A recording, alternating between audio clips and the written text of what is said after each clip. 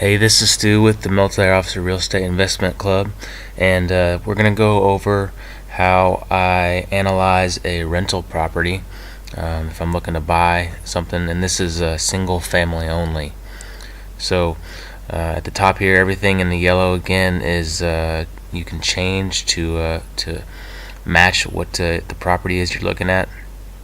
And I was looking at a house in Fort Worth, Texas, and it's a turnkey property that a company that I work with sells.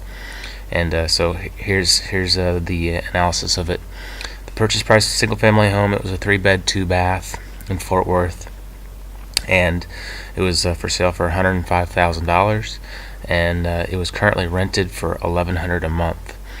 So I'm assuming that I'm going to have to put 25% down and get a 30-year mortgage at 4.25% interest.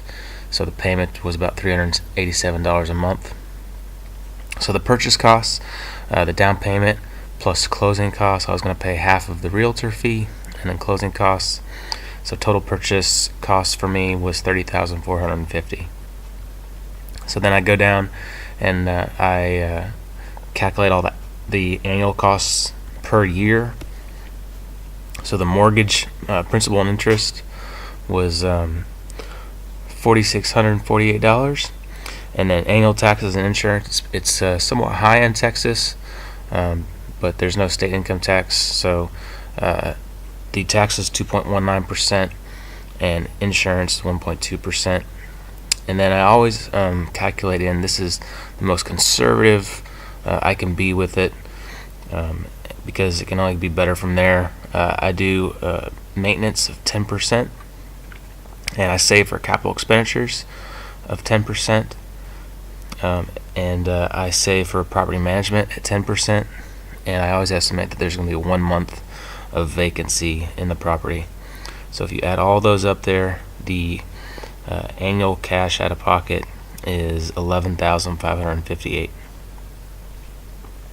So then I go down here and I calculate what that would give me for a rate of return.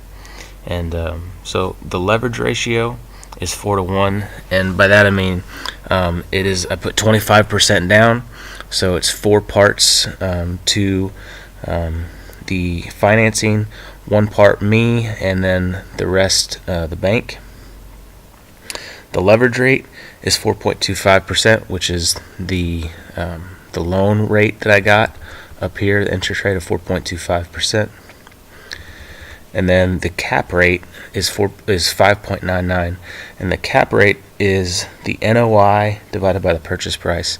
NOI is the net operating income, which is basically all of the income, so your monthly rent or your annual rent, minus all of your costs except for your mortgage payment. So everything from here down, your costs is what you get for your NOI, income minus expenses, divided by purchase price. So the cap rate is 5.99, and the arbitrage spread is basically your cap rate minus your leverage rate. So it was 5.99 minus 4.25, so you're going to get a leverage arbitrage spread of 1.74. And then your actual rate of return, your ROI on this deal, is going to be 11.21%. And how you calculate that is you take your parts bank money, so the leverage ratio is 4-to-1, so parts bank of that is 3. So 3 parts bank money times your arbitrage spread, which was 1.74, plus the cap rate, which was 5.99. And that gets you 11.21% rate of return on this deal. And then you can kind of see how it breaks down in a 30-year cycle down here. So year 1 is obviously going to be more expensive for you because you have all those purchase costs, but then you're receiving rent of $13,200 every year. So year 1 you're net negative, and then you have some decent cash flow every year from the rent after that. So $1,641.90 a year. If you span that out over a 30-year period, you're gonna make $18,807, and that's barring if nothing else increases or decreases in that 30-year process. So that's how I analyze a single-family home when I'm looking at buying something for a rental property.